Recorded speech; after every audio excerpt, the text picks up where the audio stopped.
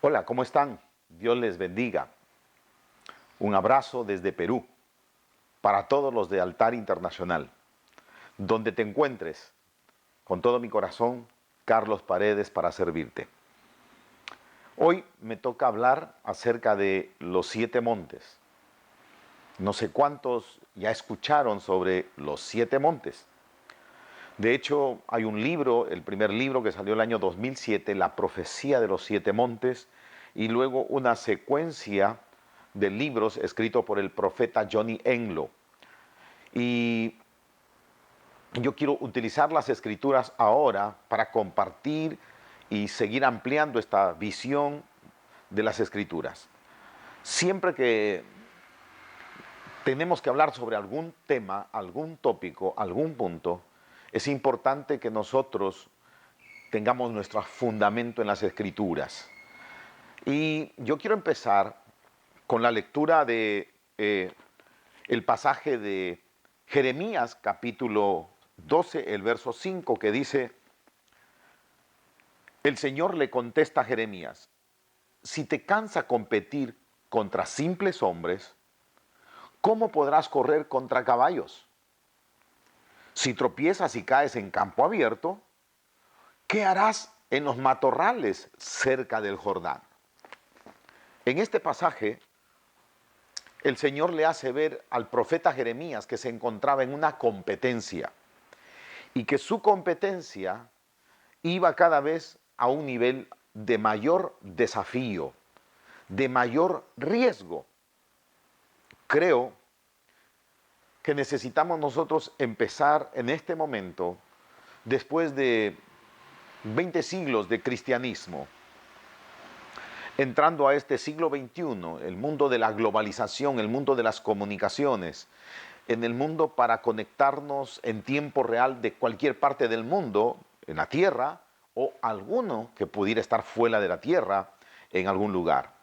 Así que básicamente dice que estamos en una competencia. La pregunta es, ¿quién va a prevalecer en esta competencia? ¿Quién va a prevalecer? Le dice, si corriste con simples mortales, ¿cómo vas a competir con los caballos? Es otro nivel, otro riesgo, otro desafío. Y si en la llanura te caes, ¿qué va a pasar cuando estés en la espesura? Entonces, la Biblia nos dice que nos encontramos en una competencia. ¿Contra quién competimos? Y dice que no competimos contra carne ni sangre. ¿Contra quién competimos? Con fuerzas espirituales. Amén. Pero ¿cómo se manifiestan esas fuerzas espirituales en el mundo? ¿De qué manera han obrado desde el principio? ¿De qué manera están obrando ahora en el mundo? ¿Cómo lo hicieron siempre? Esto es todo un reto para nosotros como cuerpo de Cristo. ¿Y quién va a prevalecer? ¿Contra quién competimos? Esto es sumamente importante. Así que yo quiero empezar en esta mañana hablando de la competencia. Y tenemos una competencia de cosmovisión. ¿Qué significa esto? Competimos con una visión llamada humanista. Nuestra competencia es contra el humanismo. Santiago lo expresa de la siguiente manera: hay una sabiduría terrenal, humana y diabólica. Otra vez, una sabiduría que es terrenal, humana y hasta diabólica. Diabólica, sí. Es decir, cuando hablamos de humanismo, hablamos del hombre y lo que el hombre ha creado. Desde el momento en que el hombre le dio la espalda a Dios en el huerto del Edén, se cortó esa comunión, esa intimidad. La muerte espiritual es que el hombre no tuvo más comunicación con Dios. No por causa de Dios, sino por causa del hombre, porque nadie puede ver a Dios y seguir vivo. En la condición de pecado en el hombre. Entonces ese hombre separado de Dios se empieza a desarrollar. Y empieza a desarrollar, por supuesto, su propio intelecto. Empieza a desarrollar la humanidad. Pero ese hombre, al no tener contacto con Dios, queda expuesto a aquel que tomó el control en el mundo, a aquel que tomó la autoridad en el sistema, en la tierra creada por Dios.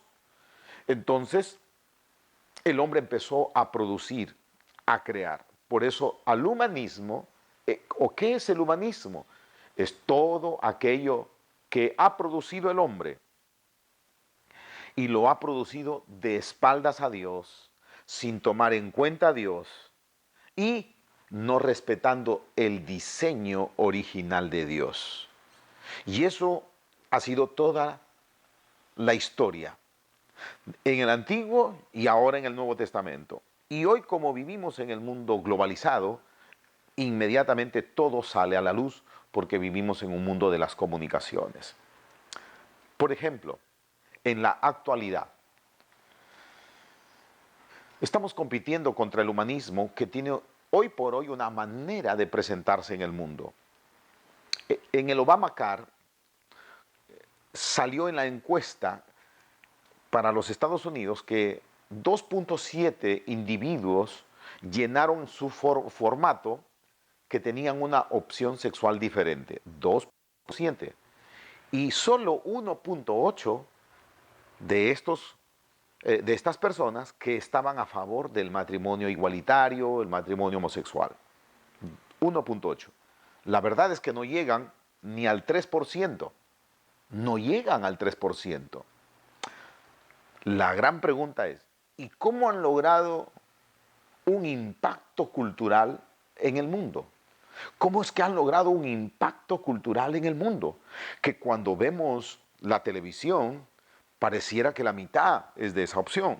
Cuando vemos las películas, cuando se está escuchando a la disertación de académicos del mundo de las comunicaciones, los gobernantes ni que se diga, están totalmente alineados aparentemente. ¿Qué pasó? Apenas el 3% han logrado, acaban de lograr ese impacto cultural en el mundo. Así que estamos bajo un gran reto. Estamos bajo un gran reto. Nos encontramos en una competencia. Dice la palabra que nosotros competimos, tenemos que destruir fortalezas. Esas fortalezas son pensamientos, razonamientos, conocimientos. Eso es humanismo. Tenemos una batalla contra el humanismo y el humanismo está metido en el mundo con su manera de pensar Dios, lejos de Dios. Entonces, este es un reto, pero no es de ahora. Ellos han logrado ese impacto cultural en el mundo por dos razones. Número uno, tienen una unidad corporativa y tienen una unidad estratégica o una estrategia corporativa. Tienen una unidad corporativa, es el mismo pensamiento, y tienen una estrategia corporativa. No voy a hablar más de la unidad, pero sí voy a decirles que eso fue siempre el pensamiento humanista. Quiero que recuerden a Daniel, a sus tres compañeros y a todos los jóvenes, los nobles, los más destacados que llevaron cuando sometieron a Judá, como otros reinos. ¿Y qué fue lo que le dijo Nabucodonosor a su jefe de los eunucos? Que les enseñara su manera de pensar, su lengua, su cultura, que les enseñara, es decir, que les impartiera su conocimiento. El conocimiento del que estamos hablando es de Babilonia, la gran ramera, el pensamiento humanista. Es el símbolo para aquel momento.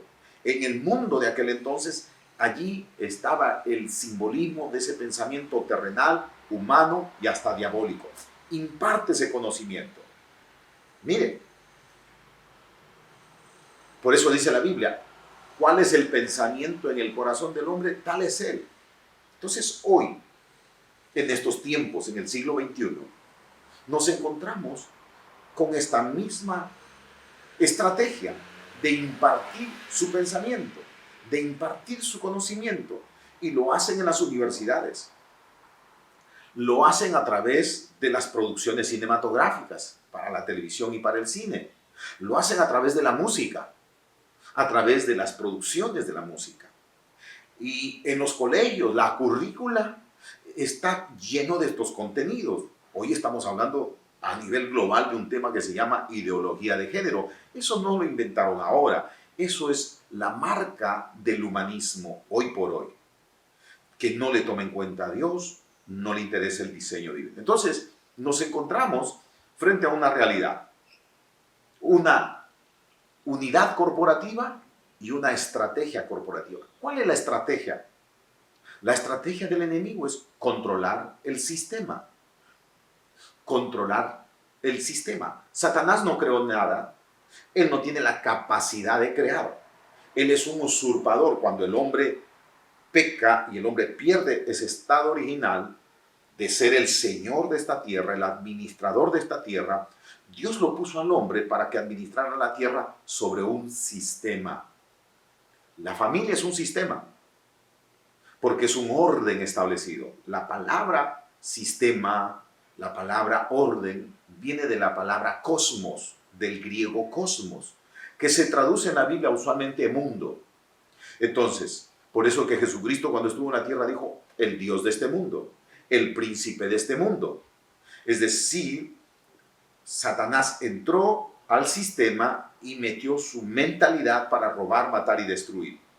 Y este es nuestro gran reto el día de hoy, poder identificar cómo opera Satanás y cuál es su estrategia. Entonces, en Apocalipsis capítulo 17 encontramos que en la visión de Juan tiene una visión de cómo Satanás toma el control de la tierra cuando el hombre peca. Y dice que en Apocalipsis se sienta sobre 7 montes. La bestia, la gran ramera, se sienta sobre 7 montes. Y luego lo explica y dice que esos montes son 7 reyes o son 7 reinos. Qué interesante. Los 7 montes son 7 reinos sobre lo cual se sienta la gran ramera.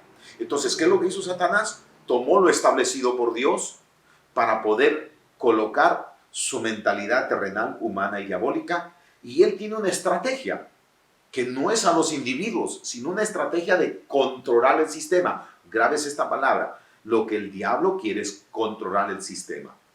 Entonces, vivimos en democracias. Él no puede imponer una educación. No lo puede impartir así porque sí. Necesitan leyes. Por eso que tienen gente en gobierno. Pero para poder impartirlo necesitan grandes cantidades de dinero. Tienen grandes empresarios alineados al pensamiento. Y lo promueven a través de los medios de comunicación, lo celebran con el mundo del arte, presentando películas desde los cómics hasta grandes series y grandes películas. No solamente eso, sino que también presentan modelos de familia para decir que eso es lo mejor que podrían tener. Finalmente, también lo están santificando, porque hay iglesias que ya están aceptando este modelo, este sistema babilónico. Entonces, recapitulamos, estamos en competencia. ¿Contra quién competimos? Competimos contra esa mentalidad. Así que nuestra batalla es destruir las fortalezas, que son argumentos, que son pensamientos, que son razonamientos, y que están operando en un sistema. Entonces, aquí quiero entrar para ilustrarles por qué 7 montes. ¿Por qué 7 montes? ¿Cuál es el modelo bíblico para hacer cabeza y no cola? Entonces nos tenemos que ir al Antiguo Testamento. Cuando Dios libera al pueblo de la esclavitud de Egipto, al pueblo de Israel, Dios ya tenía preparada la tierra prometida que fluye leche y miel. Pero Dios ahí en Deuteronomio capítulo 7, el verso 1 en adelante, le dice que en esa tierra, la tierra que yo te doy para que poseas, en la tierra donde tú vas a ser cabeza y no cola, en esa tierra donde tendrás abundancia para bendecir las naciones, en esa tierra en donde tú prestarás y no pedirás prestado. No tendrás ni la más remota idea de lo que fue Egipto, porque vivirás en abundancia, como lo dice Deuteronomio, y estas bendiciones te alcanzarán. Pero ¿cuál es la estrategia? Le dice, la tierra que tú vas a poseer, hay 7 enemigos, que son 7 naciones más grandes y más fuertes que tú. ¿Y qué tiene que hacer con esos 7 enemigos? Esas 7 naciones más grandes, más fuertes que tú. Bueno, les da una estrategia.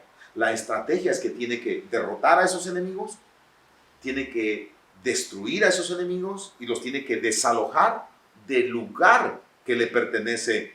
Dice, mirad, entrad y poseed la tierra que juré a vuestros padres, la tierra que los he dado para vosotros. Esa es su tierra.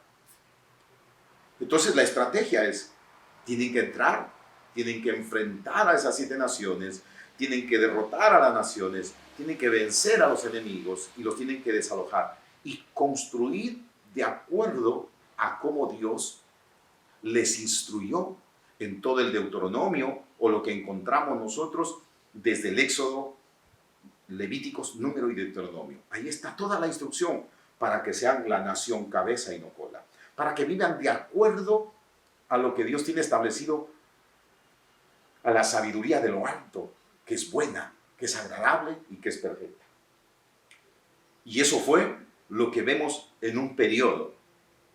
Entonces, el periodo más glorioso de Israel es cuando David finalmente vence a todos los enemigos y establece todo de acuerdo a cómo está en el diseño de Dios, a cómo está establecido por Dios. Y ese fue lo que llamamos o conocemos como la gran época de oro. Entonces, 7 naciones, 7 enemigos. Juan tiene una visión. Juan tiene visiones de lo que era, de lo que es y de lo que habría de venir. Y esa visión que tiene Juan de lo que fue en el pasado, cómo Satanás entró a la tierra y se tomó la autoridad sobre 7 montes. Estableció 7 reinos, 7 principados. Por eso que cuando Jesús vino a la tierra, tuvo un primer enfrentamiento con el diablo. Y el diablo no le ofreció las almas. No le dijo, arrodíllate y te entrego las almas que están en la tierra. El diablo le dijo, arrodíllate y te voy a facilitar el camino. Yo te voy a entregar lo que no es mío, lo que no me pertenece. Te lo voy a dar, pero adórame. Siempre astuto y mentiroso. ¿Y qué es lo que le ofreció? Le mostró los reinos del mundo. Mundo, sistema, orden establecido. Los reinos, fuentes de poder. Entonces, cuando hablamos de 7 montes, hay una clasificación para los 7 montes. 7 montes, porque en ese momento no le está mostrando Grecia, que la Grecia de aquel entonces no existe, Roma, que tampoco existe. Le estaba mostrando el sistema sobre el cual él había entrado a colocar su sabiduría diabólica, terrenal y humana. En el sistema de la familia, que es un fundamento de poder, que hoy la quieren cortar. ¿En qué momento empezó un hombre con varias mujeres? ¿En qué momento empezó hombre con hombre, mujer con mujer? La Biblia dice tantas veces, al comienzo fue así, hombre y mujer, para que salga la familia, el desarrollo de las naciones. Entonces, aquí viene nuestro gran reto, poder identificar esos 7 reinos, esos 7 fundamentos. Y Apocalipsis, Juan también nos habla, que dice que el cordero que fue inmolado en el capítulo 5, en el capítulo 4, Juan tiene una visión de la adoración celestial, pero luego entra a llorar y a clamar porque vio que el que estaba sentado en su trono tenía un rollo con 7 sellos y que no había nadie que era digno de tomar. Pero alguien le tocó le tocó un anciano y le dijo, mira, no llores más. Y miró, y hay un cordero como inmolado. Un cordero que tenía 7 cuernos y 7 ojos, que son los 7 espíritus de Dios que recorren toda la tierra. Qué interesante. El cordero como inmolado está hablando de Jesús, pero está hablando de un cordero deforme. 7 cuernos, 7 ojos. No, está hablando de un simbolismo. El cuerno es poder. El cuerno es donde se colocaba el aceite de la santa unción para ungir. Fue ungido, dice Saúl, fue ungido David. Y fueron transformados, porque en el aceite de la santa unción se colocaba en el cuerno para ungir. Lo que está diciendo, el cordero que fue inmolado tiene toda la autoridad para retomar esos 7 reinos. Él tiene toda la autoridad para ir sobre esos 7 principados. Él tiene todo el poder y la unción, los 7 espíritus de Dios que recorren toda la tierra. Eso nos hace ver que el plan es más que solamente una estrategia para ver cómo alcanzamos más individuos en las naciones. Necesitamos que tener una estrategia de cómo discipular las naciones, cómo conquistar las naciones para establecer el reino de Dios. Así que necesitamos tener una estrategia. Y la estrategia que tenemos que tener es una estrategia a los 7 montes. En el Perú hicimos una marcha en contra de la ideología de género, salimos a marchar 1,5 millones de personas en todo el Perú. Ningún medio de televisión lo sacó en una, como se dice, en directo. Y al día siguiente tampoco salió en los medios de comunicación en las noticias. Salió un párrafo de 10 líneas, muy pequeñito, en un solo diario. ¿Sabe por qué? Porque nosotros nos hemos enfocado a trabajar solo en el monte de religión. Porque la Biblia habla del monte de gobierno, del monte de la economía, del monte de la educación, del monte de las artes, del monte de la familia, del monte de religión y del monte, gobierno, educación, economía, familia, artes, medios de comunicación, iglesia. Nosotros hemos trabajado casi siempre. La estrategia de la iglesia lo hacemos siempre en el monte de religión. Pero la palabra dice que el mandato que el Señor es: como yo fui enviado al mundo, al sistema, así también yo les envío al sistema, al mundo. No para involucrarnos con el pecado del mundo. No. Nos envía al mundo porque somos la luz del mundo. Dice: vosotros sois la luz del mundo, del sistema. Necesitamos entrar al sistema de la familia, al sistema de gobierno, al sistema de la economía, al sistema de la educación. Tenemos que estar allí. Es más, eso Cristo ya lo hizo. En la parábola del trigo y la cizaña dice que el sembrador sembró buena semilla en su campo. Luego, cuando Jesús mismo se interpreta, dice que el sembrador es Cristo, el Hijo del Hombre. La buena de semilla somos nosotros, los hijos del reino. Y su campo es el mundo, dice allí, Mateo 13. Su campo es el mundo. Nos ha sembrado ya la iglesia. Hoy, por cada 3 personas hay un creyente en el mundo. Para el año 1900, por cada 25 personas había un creyente en el mundo. Hemos crecido. El siglo XX ha sido el crecimiento explosivo de la iglesia. Han crecido cientos, miles de iglesias, mega iglesias. ¿Pero qué está pasando? Tenemos megas iglesias en nuestros países, pero ¿sabe qué? No hemos entrado al sistema. La estrategia para hacer cabeza es tomar nuestro llamado de ser la luz en cada monte y de llevar la sabiduría de lo alto y establecer el reino de Dios, que es justicia, que es paz, para que haya bienestar. Estamos bajo un gran reto, estamos bajo un gran desafío. En una congregación de 10,000 personas, tal vez 1,000 personas trabajen, maestros de niños, de jóvenes, líderes de célula, cantores, músicas, danzarines. Pero ¿qué hacemos con nosotros 9,000? No te preocupes, el Señor ya lo sembró en su campo. Algunos están en la educación, algunos están en familia, en todos los programas que tienen que ver con familia. Algunos son en el mundo de la economía. Es tiempo de ver una sabiduría de lo alto para levantarse, a hacer una economía del reino, para sostener programas de televisión, para producir cine en gran escala y llevar la sabiduría de lo alto, la cultura del reino.